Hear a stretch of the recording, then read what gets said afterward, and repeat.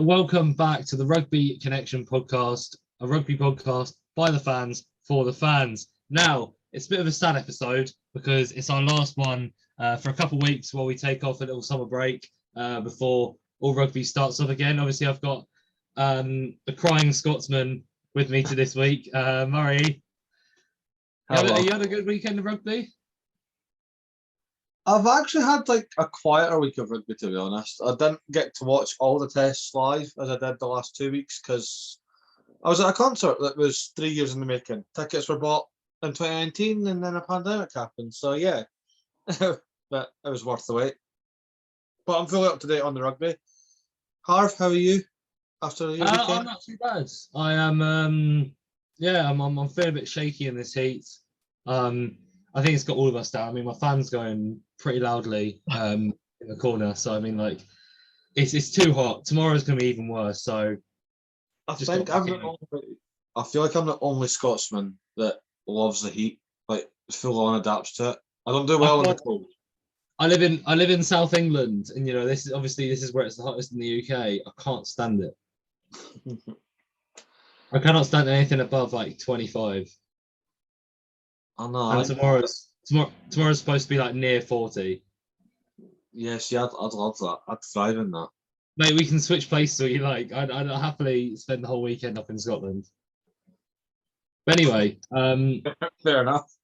Let's move from Scotland, first of all, to down under. Well, not that down under. We're talking New Zealand. New Zealand Islands are first of 4 deciders. Yes, it all went to deciders last week. Well, yeah, exactly. And who came out on top? Bloody Ireland did. It was such a good performance by Ireland. Before I get into it, I'd say, apart from maybe the first game, they've played out their skin on this tour. Apart from that first week, I'd say they got beat by the Maori. Maori game as well, and then an absolute thumping at Eden Park. But apart from that, it's all been green. Well, Eden Park's a fortress, but this is only the 4th ever side to have beaten New Zealand. That's the third. That's a 3-test series. Yeah, only the 3rd team to win a series in New Zealand, and the years are even more astounding. So it's South Africa in like 1937, France 1974. Oh, somebody didn't count that then. All right. My bad. The one I read was South Africa in 1937, Australia in like 1984, like Campese and crew, and then Ireland in 2022. The Lions did beat them in a series, but that was a 4-test series. Why? Who does enough with an even number series? It's stupid. I mean, you don't get it so much in other sports, but sometimes in like cricket, you get like 2-match or 4-match series, and you're thinking, what's the point? No. Anyway, enough about that. Amazing first half. Oh, 100. I've never me and you're from like the same generation, sort of, for the most part. Like, realistically, there's only about 6 years between us. Yeah, just remind me that I got old last week. Yeah, that's fine. Yeah.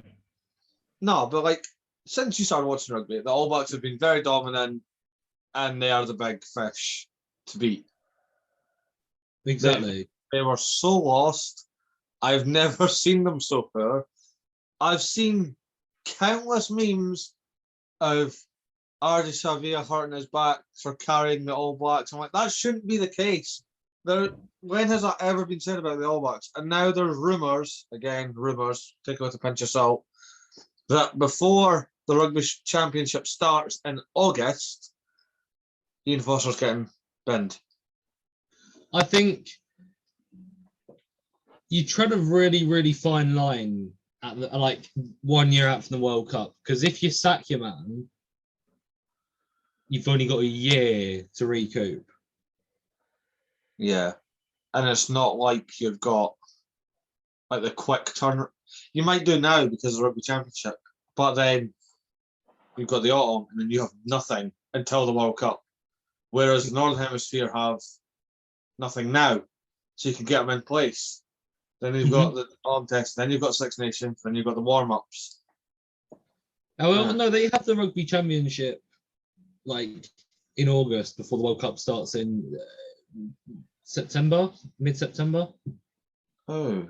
They're the Rugby Championship like, early, like July or even June next year. Well, yeah, because there won't be like tours next year. There'll just be warm-up games. Oh, yeah. So, yeah, do it then. But it's not looking great for New Zealand rugby. It's proper up in arms, shambles. But I mean, can't take anything away from Ireland. Johnny Sexton, 1,000 international points. The 8th man to do so, and the second Irish because O'Gara's better. I'm kidding, but he did it first. But no, what an achievement! It's he just keeps proving everyone wrong. It's frightening. You know, like I saw him. It was around the 60th minute. He goes down. Yeah. He goes down, and I was thinking to myself, like, there's only 3 things guaranteed in life: death, taxes, and a Johnny Sexton HIA. That's what you've got. Yeah, yeah. And you know, you almost think at this point like he's fragile with how many times he just gets hit, but he just gets back up again. He just keeps going. Yeah, that's freakish. You know what he lacks in shoulders, he lacks it. He's got in heart. So I think 100%. What a metaphor, Harv. But but you know, 100%. You know, he was completely playing out of skin. Like this is one of the times where I really think people don't almost realize how good he is. You know, of course, people will put him up on a pedestal and just say, "Oh, but Johnny Sexton's great," but you don't see it until matches like this. No, that's fair. That's a good point. I do want to go into a little praise just because we love a social here at RCP. Every Irish player that they spoke to after the game referenced getting pished. Shout out to Josh van der Fleer, who referenced the river flowing of Guinness. I want it. Don't know where you get that, but I want that. Oh my word! Listen, you know they can all go on a good time. They've earned it. Like they're making history. Oh yeah, they've made it. That's world number one. World number one. The first time they've ever beaten New Zealand on home soil. Twice. Twice, and again, one of 3 or 4 teams, whatever the statistic is, to beat them in a series on home soil. I want to make it. It might not be a bold claim. Out of all the series this summer, that's the one we'll remember. I think so. Like right now, yeah, everyone will remember all the results from across the series and every game. Well, I think you know we've next year. We've had good games across all of them. Yeah. You know, I'd say even the deciders in the England, Australia, and the Scotland Argentina games, they were good games, but I'm glad you got to Australia. We don't remember the full series for years and years and years. Oh no, the last thing I want to say on New Zealand Ireland, Pierre O'Mahony said it best. When he was growing up, you never really dreamed of beating the All Blacks. It was never. It was like a proper dream. It was never going to happen.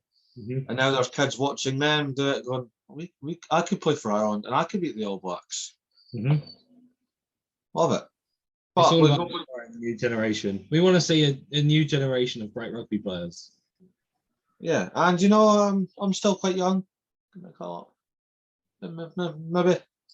Maybe find the Irish heritage somewhere, and you might be.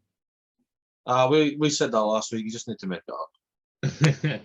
But be legal about it. Don't do what Spain did. No, exactly. Forging passports. That is illegal. I mean, you can do it. You can't get away with it. Anyway, should we move on to the neighbours across the Pacific? Yeah, we'll go in the order. Yeah, Australia, England. Before we get into it, massive shout out to friend of the show, best Tash in the game, Nick White, 50th cap. I genuinely thought he had more. I had it in my head that he had so much more. I don't know, 50 caps is still a lot. Yeah, no, I'm not taking anything away. That's still a brilliant achievement. I just thought in my head he was in the 70s already. I don't know why. Fair enough. But anyway, Nick, take the L on this one. You know, a 4-point win. It couldn't have got much tighter, I reckon. Not really. No, because again, it went. This is the decision at the end. I can get why Australia were annoyed, but that's just the rules of the game. Yeah, it's there those. Was there was a knock on. Australia get the penalty, but because it was just a knock on penalty, that's the game. And exactly, I think it's just some of those little just not dodgy rules, but just some of those rules that might not make sense straight away. Yeah, there are some, you know, but you get those in rugby, you get those in sports, and you know, yeah. At the end of the day, the rules are rules. You just got to follow them and don't kick up a fuss about it. That's it. I mean, Marcus Smith's try. It came from nothing. Ripped it clean, and then he was gone. I don't agree with the little bump off that he's trying to try. Oh yeah, no, Marcus was he was beautiful before. You know, leave it at that. He's a handsome young guy. Yeah. There's no point arguing. Yeah. I disagree. No, but I saw something actually the other day, and I don't know if you've seen them on TikTok at the moment. It's those going 30 for 30 days. I've just reacted to one. Yeah. And one I saw was Marcus Smith should be kept on the bench and learn from Owen Farrell. Oh, this came after the second test when everyone, even though you won the second test, everyone's like, Marcus Smith needs to go. Turns quick, done it? At the national level. The thing is, and I commented on this guy's post, and I just said to him, like, they're two completely different players. Yeah, yeah. If anything, I don't even know if I could class Owen as a 10 anymore. I found a loophole. I'm glad you said that. I found a loophole in that the other week. I got asked, do I realistically see Kinghorn fit in any match day 23 for the Six Nations? I was like, yeah. And I explained why. So they were like, do you see him starting or being in match day 23 like when you've got Smith and Farrell? I was like, well, Farrell's a 12. Mm-hmm. So Blair can have that slot there. So it would be Smith and Kinghorn. Ireland, Joey Carberry doesn't get much game time. That's not Joey's fault, but that's just how it works because section says no. And that's just like the running joke that goes with it. Wales, again, Gareth Anscombe doesn't get much game time. It's not Gareth's fault, so Blair could easily do that part there. Italy, we said it, Tommaso Allen was very in and out the squad the last few years. And France, again, Jalabert gets hurt and Tomat gets hurt fairly easy. Yeah, so for that logic, yeah, they could. On ability-wise, there's a different thing. I think in the argument of England is, I think Farrell's done the job at 10. I don't think he's not a well-drilled 10. In my opinion, like, he's learnt from his dad, and he honestly would be an incredible Rugby League 13. We're going to smash him. Yeah. But he does his best union job at 10. He can pass. He can kick. Yeah. He's got the head for it. Well, wait a minute. Can he kick? Because the first test, he was nowhere to be seen. Second test, he can kick better than a lot of players. I know he's a huge backbone in that England team. But I mean, just can he kick? Because it's been very up and down this series. Yeah, listen, you have good games and you have bad games. I'm not denying that. Everyone's like, but I'm glad you said this because that goes on to something later. But that's my debate. Owen Farrell is a good rugby player. Yes. Marcus Smith is a good 10. Big difference. That's a big difference. He can pass, he can kick, and he's got the head for it, but he's just got that little bit added extra, right? Mm-hmm. He's not afraid to take it on himself. I think with Farrell is... Doesn't need to. If he hasn't got, like, let's say he hasn't got the pass isn't on, he hasn't got the time or whatever, he's just got the physicality to basically just go down with it. Yeah. Marcus Does not. He does not. So what does he do? He's got the feet. Oh, goosey. Give a little goosey. He can see the gap. You know, and that's the way he thinks of it. And Marcus is... He plays with flair. He plays with tempo. Whereas Farrell's more about controlling the tempo of the game. Yeah. Marcus sets the tempo. Big difference. So that's where I see. And whatever way Eddie wants to go, just pick your man. Well, listen, if you want a controlled tempo game, pick Farrell. But if you want a fast flowing creative game, pick Smith. Yeah, that's fair. I can't argue with that. But I'm glad you mentioned the man himself, Eddie Jones. Where do you stand on the "you're a traitor" fiasco that went viral? I don't know if you're even aware of what happened. I have. Realistically, hasn't every single rugby coach at least, turned their back on their nation? Andy Robinson. That's the closest one we could get. Exactly. Michael Chaker's now at Argentina. Andy Farrell is the Ireland coach. Countless Kiwis have gone somewhere. Wales, Italy. Yeah. You don't need a coach from your own country. You just need a good coach. I think we might be the only team. Now that you've said that, like tier 1, I think we're the only country. Oh yeah, shit. Fabian Garcia's French. Yeah. And New Zealand, the imposter. Ah, but that's on the ropes. So. That's almost. Who's Springboks at the moment? Oh, I forgot his name. It was Razzie's second hand. But he is a South African man. Yeah, okay, ignore that statement. Half the tier 1 nations pick their homegrown coaches and the rest don't. There you go. But you don't need a homegrown coach. No, you You don't. just need a good one. And some of them might happen to be from your country. And if they're from your country, it's probably just because it's easier. It's probably just because it's easier, or they might just be good and you want them. Anyway, should we move on outside of our whole testing and move to Georgia, Portugal? Yeah, let's go. I don't know, that one was very dear to you. 3 o'clock UK time. 23-14. Nice, enjoyable rugby.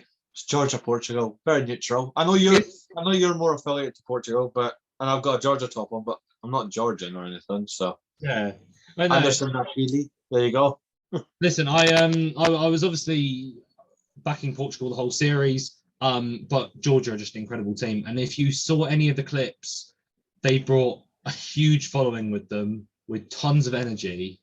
Oh yeah, they're incredible fans. And I'm gonna make my statement like I did last week. We need Georgia in a 7 Nations. Yeah, but no. I know how you feel about it, Murray. I know. I get where you're coming from. But after our little discussion last week, a lot of people agree with us that the second break in the 6 Nations needs to go. There's no need for it. You don't get a break in club rugby, and you don't get a break in the World Cup. So yeah, no, that's fair enough. Yeah, but yeah, we need a break. Like we need a focus at both club and country levels. Yeah, I mean URC, I think, is doing the right thing this season coming. You got to see, as much hate as I've given them over, like, the Pro 14, I'm going to say was just dead. Pro 14 was crap. Pro 14 was like the Pro 12 maybe, but the Pro 14, like that's where the coffin was basically like already. Yeah, it was just Leinster, and then they went. Fair play. Like, listen, I can't stand the South African teams being in there purely because it makes no logical sense why South Africans need to be in what was originally a Celtic league. When you say it like that, yeah, 100%. But the URC this year was a big success.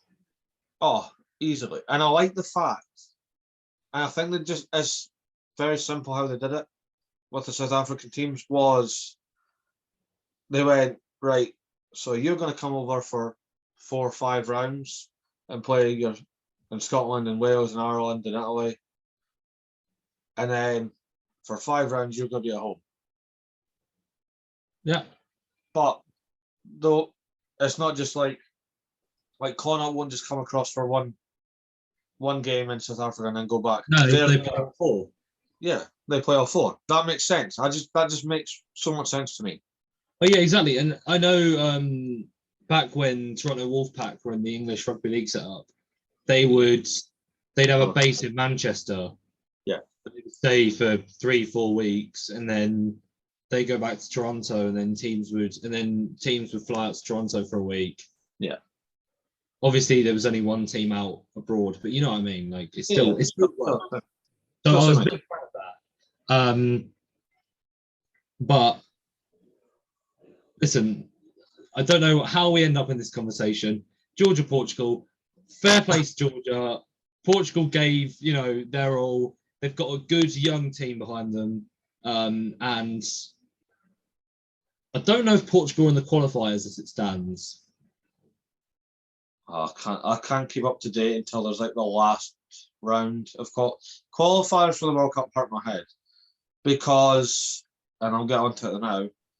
So Chile beating the USA, like you predicted that you wanted, which we will get to. Yeah, but USA are technically still not out of their shot at the World Cup. No, Canada are out. Oh yeah, Canada's not even close. They're not going. But that's the first time they've never been in the World Cup next year. Oh, that is a really sad episode, Dan. Jeez. Yeah, I know. But anyway, let's get back into our big meaty tests. Big meaty. We'll start with South Africa. And by big meaty, I do mean biltong because I love that stuff. Oh, so good. There we go. And you know what's even better? South Africa beating Wales, 30-14. Should have been more. Yeah, it was a lot more dominant than we've seen from this series, and if anything, I'm a bit disappointed by that. That's fair. There's one try that wasn't given for obvious reasons, but when you watch it, I'm like, why was that TMO'd? So, Lacanio rolled back the ears. Sorry, Harv. Done a little chip across to Mapimpi, and from the way it was filmed, try lovely. The TMO'd it, and Mapimpi's foot was on the line, so it's not a try. But the angle that they show you, the linesman is looking right at Mapimpi, and I'm like, how do you not see his foot? Why is that getting TMO'd? It hurt my head. From my incredibly limited refereeing experiences, sometimes I've assistant ref 2 games, so I've got experience. Sometimes it just happens in a complete flash. Fair, right? Okay, that's fine. But like when they do the whole slow motion to see if his foot was in, he's looking at the line. I'm like, mate, how do you not see his foot touch it? But anyway, big man, the destroyer of worlds, Eben Etzebeth, welcome to the Century Club. Woo! And sorry, Karen. He is a beast. He is a massive man. Big boy. I did like what South African rugby did. His wife sung the anthem. Oh, really? It was his wife that sung the national anthem. So classy, I like that. Fair play. The big fire with his name was a bit, bit over the top, but okay. Right. But yeah, South Africa too dominant. Said it was going to happen. We just didn't know it was going to take the third test. Yeah. I mean, oh, listen. I think I was the only one who kind of properly got it right. My fan's going. I'm so sorry. I think I was the only one who properly got it right. With it going for 2-1. All the rest of you said 3-0. So yeah, I was right. You were all wrong. Yeah, I've got nothing else to say about this. No. This series. I think Pollard played quite well. He put his shoe in, and especially, for a guy who basically lost his job at Montpellier to a young 20-year-old. Yeah, he played well. He goes well. He's a good rugby player. Yes, and he's going to be turning up in the Prem in a couple of weeks. I'm not ready for that, but no, neither. Fair play to Leicester and all, but just let it be. Right, let's go on to the match of Saturday, and a South American team defying all odds. Chile. oh, good. I thought you were like swerving there. Oh, listen, it was earlier by 10 minutes, so there we go, chronological order. I knew it was going to be close. Oh yeah, but This close? No, never expected it. I mean, the video's all over social media. As soon as that ball leaves the field, you know how much it means to them. And that's what you'll have to see. And there's not much else I can really say on it, because I don't even think the game was accessible over here, unless you find it on YouTube. Yeah. But yeah, I think Chile really came alive this year when they beat Canada. yeah, big shock there. No, I remember I remember when it happened. We were saying on the podcast. I don't know. I can't tell you how long this was ago. And we were all. This might have been back January, February time, like Six Nations time. Oh God. When we were all saying, "Oh, what? Fair play to Chile. They've really put their hand in." They've now beaten the USA, another team who I think may have never failed to get into a World Cup. Maybe in the early years they might not have been in one. I'd say maybe in the very early years, yeah. But USA, they've been in the last 3-4 World Cups. Yeah, easily. Maybe 5 or whatever. So mental. But Chile they were another level. Hard to say. I am incredibly excited to see them in the World Cup next year. We've got them in our group. That's one game I kind of don't want to win. Seems to not happen. Just because we'll beat them by about 50, but it's just great to have them there. Yeah. Thing is, you can't. I know it won't happen, but you can't write off any team. I mean, Uruguay did it to Fiji, and I know that the level is a whole different ballgame. But yeah, you know what I mean. Anyone can beat anyone, right? And now going over to another big day for South America. Go away. Argentina, 34, Scotland 31, Boffelli with a last gasp try. It couldn't have happened. It couldn't have been anyone else, could it? I know Edinburgh posted it. If it had to be one guy. That's what I'm saying. I don't know whether it's like you're kind of happy it's him, or you're kind of like, we've done all of this for you. Why have you done this to us? Yeah, I seen it and I was just like, as soon as I read it, I was like, of course it was. Like, could you have not just chucked it the other way and let Bautista score it? No, we go for the boy that's wearing navy and orange the rest of the year in the capital.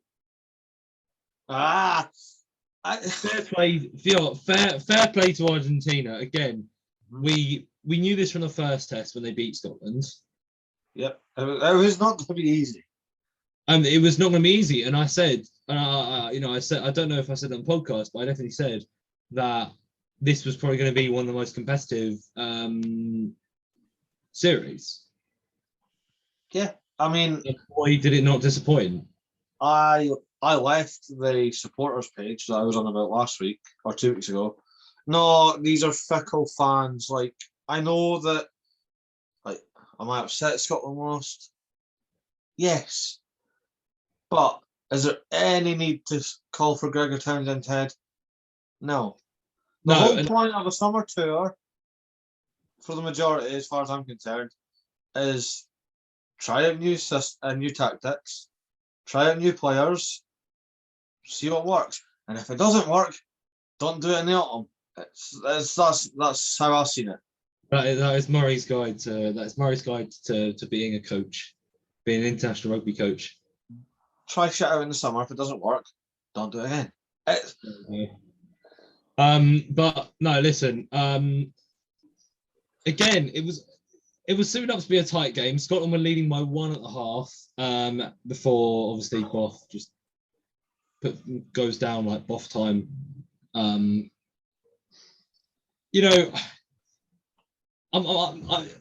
This is one of the first times I'm going to say I'm excited for Scotland. Say that again? I think this is one of the first times I'm going to say I'm excited for Scotland. You'd get slapped up here. Not from me. But this page that I was on, and then I left because Gregor Townsend's a shit coach, and we're just average under him. Gregor Townsend has done more than nearly everyone for Scottish rugby. Yes. Sorry, I get this proper gets on my nose. But listen, as much as I want Scotland to lose every game, finish bottom Six Nations, bang bang bang, wooden spoon, whatever. Just look at some of the players that are coming up: Rory Darge, the two Fergusons, Blair Kinghorn. The man disappeared, and then he's back and just playing a different brand. Rufus McLean, who again I've watched in the flesh, and he's a fast little man that does magical things with a rugby ball. Ollie Smith making his debut at fullback. Oh, 100%. I mean, people saying that Argentina was the easiest series. There's no such thing as an easy series. When we went down to Argentina in 2017, we got beat. Yeah. And that was probably one of England's best recent times. So basically what we're saying is it's okay to lose in the summer. It's obviously good to win, but it's okay. It's a summer. It feels great to beat Australia, and England and Australia is a sporting rivalry through many different sports. Through every sport. Apart from maybe football, but that's all most English people care about anyway. But listen, I'm excited for Scotland. I would love them to lose, but I think they've done themselves proud. Well, I love the new nickname that the commentary gave this man, and I've been raving him since he moved to Edinburgh, not Bath. The blonde destroyer, Duhan van der Merwe. Or I like to call him the pinball wizard from that game, because he didn't run straight, he just bounced off everyone and scored 2 tries. And I don't know how it took so long to get this boy his first start, Ewan Ashman. 2 tries, one very, very similar to the one he scored against Australia. And then when he came off the line, it went to pot. I'm just saying, you're looking at stuff for the summer to build on from. Ashman can control the line out. Right. Anyway, let's move on to some smaller rugby stuff that happened during the course of this week. It was the end of the Six Nations Under-20 Summer Series. Something I haven't followed too closely, but been quite interesting to see. I've not looked at the results. In the 7th place playoff, Ireland beat Scotland 41-24. I thought Ireland would do much better, seeing as they've been quite a force in under-26 nations for the last however long. I'm actually surprised Scotland scored 24 points. So I was surprised. Did they win a game? No! The under-20s system in Scotland is an absolute farce. All right, so their whole tournament, they lost 45-15 to Wales. Yep. 34-14 to Italy. Yep. Got pumped by Georgia. 55-17 to Georgia. Yeah. 41-24 to Ireland. It makes no sense, the youth system, because we have really good high school system, like actual high schools that play really nice rugby. But then when you go... And then you just nab the English lads at senior. Yeah.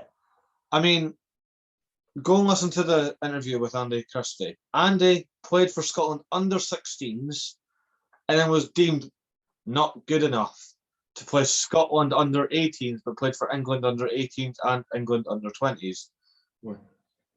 Which is a much better youth system. Yeah. But how do you get deemed not good enough for a team that can't win? The whole setup baffles me, even in the under 26 nations, like the actual official Six Nations. The Scotland head coach took the job 2 weeks before the tournament. What good is that to anyone? Anyway, so I might start watching under 20s rugby if Scotland are going to keep on losing. In the 5th place playoff, we've got France 44, Georgia 17. I thought France would have done better. Huh? I thought France would have been a lot higher up. They've been there and thereabouts in the under 20s game. You know who's been definitely there, because we're feeding up to the next one. Italy. 38-31 against England. I'm not disappointed. You know, this is the second time that Italy have beat us this year. In under 20s, but this just shows that how far this Italian rugby is growing. Oh, 100%.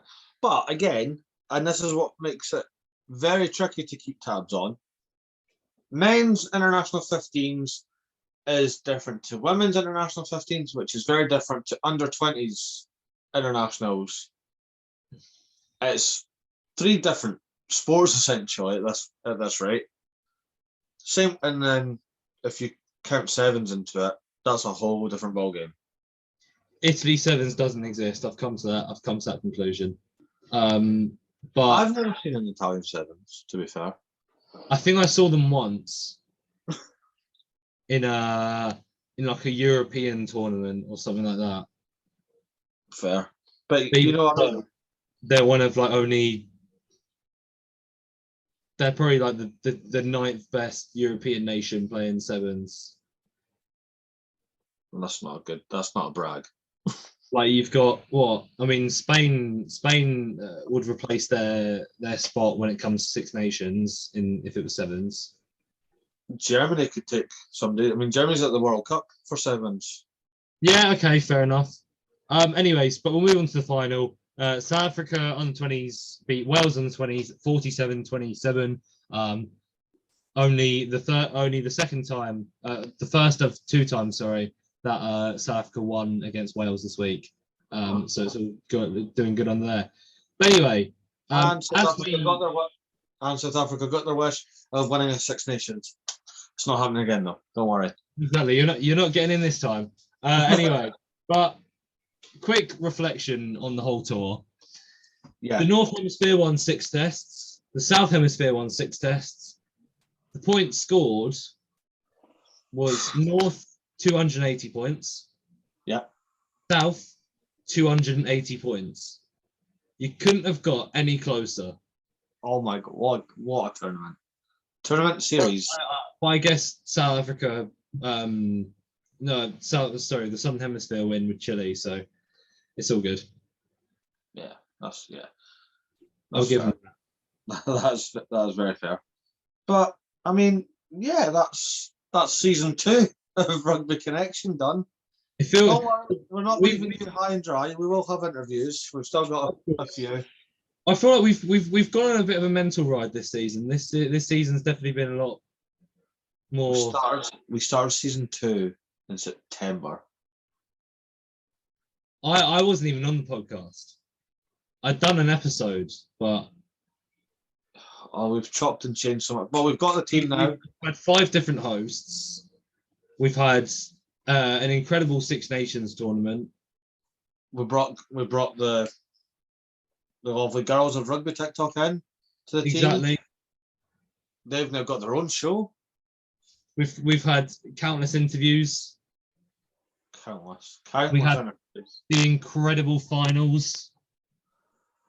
Yeah, we've done so much. We've done European, so the Champions and Challenge Cup finals, Super Rugby, Prem, URC, MLR when Sean's kicking about.